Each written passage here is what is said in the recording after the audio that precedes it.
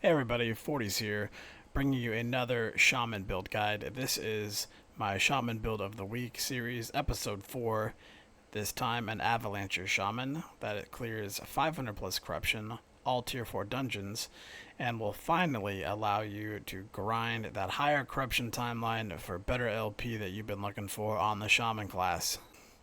Okay, so a little bit about this build. Like I said, this is an Avalanche build, self-cast.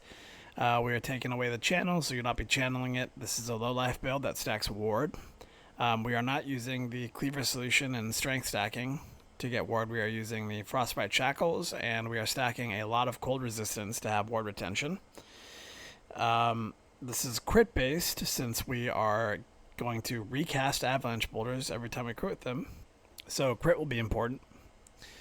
And removing your sources of health regen and healing will be important.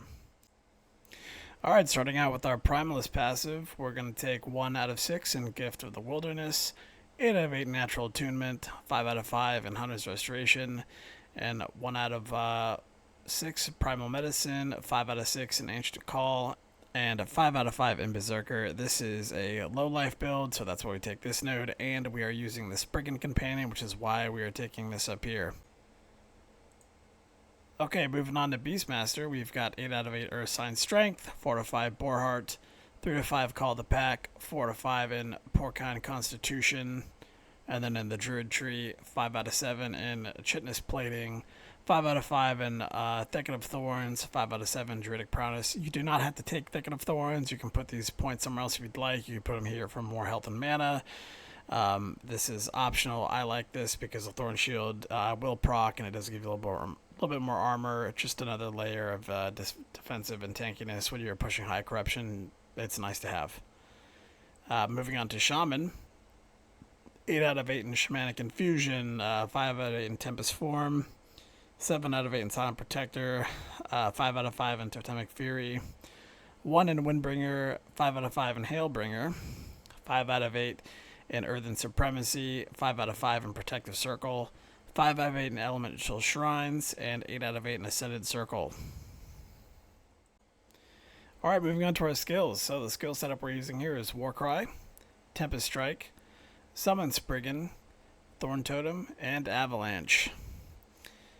Starting out with Warcry, we're going to go 2 out of 5 in Deep Roar, 1 out of 1 in Droman's Wrath, 5 out of 5 in Frostclaw, and 1 out of 1 in Bringer of Winter. 1 point into Juggernaut, 1 point into Berserker, 2 points into Brutality, and 3 points in Fury Strikes.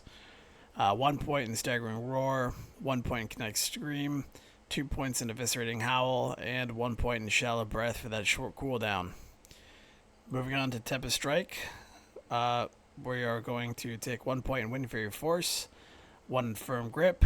We're going to take this entire circle here to remove all of our Tempests. 2 points in Ancestral Swiftness. This will remove the rest of the mana cost. 1 point in Soaring Blows. This is going to give us Cold Pen, and we are stacking a lot of Cold Res, so this will be pretty valuable here. 4 points in Gladiator of Lagon. 1 point in Lagonian Shamanism. 2 points in Tempest Legend, and then maxing out Blizzard's Wrath. This will allow us to still use the Frigis Tempest on our physical and lightning Tempest strikes, or have a chance to rather. Moving on to Summon Spriggan. We're going to take 5 out of 5 in Aura of Life, 3 out of 3 in Aura of Kinship, 4 out of 4 in Aura of Retribution, 1 out of 4 in Aura of Loyalty, 1 out of 1 in Aura of Evasion. We're going to max out the life node here. And then we're going to pick up Spriggan can summon vines as well as convert Spriggan to cold. Moving on to Thorn Totem. 4 out of 4 in Forested Expanse, 3 out of 4 in Eternal Forest, and 1 into Grove Mind. 2 points in Totemic Wisdom, 3 points in Venom Tipped Thorns, 4 points in Lasting Affliction, Rotten Core, 1 point. This is going to give us the explosion when we resummon totems. 1 point in Nightshade Briar. At this point is not mandatory. If you want to put it somewhere else, feel free. 1 point in Pillars of Herat. This is going to convert it to cold, both the poison explosion as well as the base damage. And then 1 point into Frost Attunement. And then moving on to Avalanche. We're going to put 1 point into Mountain Peak, 1 point into Precision, 1 point in Wild Path, 3 into Unyielding Storm, 1 into Hailstorm, 3 points into Dead of Winter, 1 into Frost to convert it all the way to cold, 3 points into Alpine Guy. This is a note is extremely important because this is going to double cast Avalanche when we crit. 3 points into Intensity, 3 points into Snowstorm, and then 4 points into Harsh Winter. You are going to need extra points for Avalanche. You'll see in the gear section that I'm using the Primalist Relic that has +1, and then I also got a tier 6 Avalanche to roll onto it, so another +3 there. So I have a total of +4. You don't have to use that relic. You can get a +2 regular relic with Avalanche, and that'll work just fine, and just probably drop the points out of here. Okay, and for the gear, this is a low-life ward build, as I said, so we are going to be using Exanguinous, Last Steps of the Living, and Frostbite Shackles. You're going to want a Frostbite that has Missing Health gain as a ward. I know this can be difficult to get, but if you have a pair already, then you know that it's extremely valuable to have this mod on there. And we are using the method of getting ward retention through Cold Res, uncapped Cold Res. From the Frostbite Shackles. We are not using strength stacking because Avalanche does not scale with strength, unfortunately. So we need attunement where we can get it. So we are not going to use strength and Cleaver Solution. We're going to use Frostbite Shackles and Cold Resistance. For my helm, I'm using a Peak of the Mountain because we are not leeching, and it has a huge crit chance multiplier on there.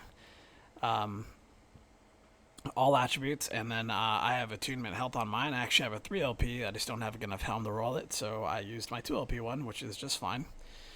My amulet, I'm using the Zethara's Conundrum. I'm using this because it takes away my health regen, it takes away my health leech, and it converts my potion to ward, so my potion is still effective without causing me to gain less ward every time I want to use a potion. And then these are pretty easy to get a 3 LP on. So, you know, put a crit roll, a high crit roll on there, some health, and something else. This isn't the best one. I would prefer like a tier 7 spell crit. It would be more crit than all of this combined right here, and then health and something else, but that's just what I had, so that's what I used. My weapon, I'm using a 3 LP Mad Alchemist Ladle. You're going to want at least a 2 LP Mad Alchemist Ladle because you're going to want spell crit on there and cast speed. Cast speed is going to feel really good for casting Avalanche, so you don't stop as long when you're casting it. And then for my shield, I'm using the Cradle of the Erased, primarily because it has the ward gain on block and the block effectiveness per percentage of total uncapped resistance. We're stacking a lot of resistance, so you're going to get a lot of block effectiveness from that. And then this one ended up having to roll, like this one ended up rolling God tier with cold resistance and block effectiveness. I won't lie, that's hard to get, and then the reduced damage taken on block. This is an extremely good shield for this build. So, you know, if you can just get any shield with a tier 7 cold res, you'll be fine to start this build off. But when you're starting to push into 500 corruption, you're going to want something similar to this. For the relic, I'm using the Dedication of Erased Primalist. This is not the best relic. I actually wanted to use a Stormcarved Testament, get rid of the Spriggan, and use Storm Totem to give me an additional totem for Ascendant Circle talent as well as finding an idol that had the chance to summon a Thorn Totem prefix and increase cold damage per active totem suffix, but getting that idol is extremely hard and rare. I farmed for a long time and could not get it, which is unfortunate. So I've just been using this, and I did get a couple of Storm Carves with LP, but every time I tried to roll Avalanche on there, it failed. So that's a very specific case of what I wanted and didn't get, which is fine. That's probably better for the guide that I give you a more general setup. For the belt, the Spider Silk Sash is great because it's got the implicit cold res, and then you can have a cold res suffix on there as well. This is what mine looks like. Anything similar to this would be great. You're going to want 2 Ivory Rings, ideally, because they've got the... First of all, it'll fix your necrotic res, and it'll cap your necrotic res. It'll give you War Decay Threshold. You're going to want Attunement as a prefix on there. Hell health and probably cold resistance or any other resistance that you're missing, and then the other prefix can be anything. It can be spell crit, it could be vitality, it could be whatever, like crit, any crit chance. It can be whatever you want, really. Whatever you need to finish capping is fine. So for the idols, Throne of Ambition, this is really good for bossing. You're really going to want this for bossing. As I was saying earlier, you want this idol that has a chance to summon Thorn Totem prefix and the increased cold damage suffix. That's very hard to get, so if you don't have it, I don't blame you. Just use the increased spell damage if you have an active totem, or the increased cold damage. That's fine too. I have this one while I was still running the Spriggan, so I have a chance to heal the Spriggan when I kill something, and then Crit Strike Avoidance. I don't need the Crit Strike Avoidance. I was just putting that on there for when my Spriggan died. I wasn't suddenly undercapped with Crit Strike Avoidance. And then I took health and some poison resistance idols because my poison res isn't capped. So that'll wrap it up for the gear. So to play this build, you're going to set up your Warcry, your Avalanche, and your Spriggan's active companion on autocast. That's the easiest way to do it. And then you are just going to use Tempest Strike to get Gladiator of Lagon stacks. It's pretty simple. When you start getting up near 500 corruption, you do need to respect the content.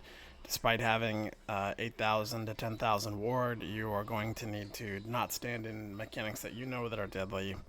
Avoid them. You will be able to take a lot of damage. You aren't going to get just one shot and gibbed unless you have extremely harsh echo modifiers. But other than that, the playstyle is very straightforward and simple. Okay guys, that'll wrap it up for the build guide. Just a couple of notes about my build guides. As I've been doing these more and more, I've been getting a little more comfortable doing it, and I just want to say that I'm trying to keep these shorter and include a little bit less information. And for those of you that want more information, I encourage you to either post a comment on YouTube, ask me, and I will try and answer, or come onto my stream, link me your build, I'll go over it with you on stream and see if I can figure out if you're having a problem, like what's going on. I do want to help you guys. I don't want to give you builds and have you stuck or struggling. This build is for high corruption. I was doing this guide at 500 corruption, and you will find a video of each tier 4 dungeon in the gameplay section at the end of this video. The entire clear from start to finish. It'll show me putting the key in and selecting tier 4, a 500 corruption Lagon kill, 500 corruption Monolith Echo farming. But yeah, if you have an issue, just get a hold of me on YouTube or on my stream. As far as my series for Shaman builds of the week, I will be taking a break for probably 1 week, maybe 2. I'm going to be live streaming PoE, working on a couple builds in that. I'd love to see you in stream there. And as always, if these build guides are helping you, if you enjoy them, please give me a like or subscribe or a follow on Twitch. And thank you so much.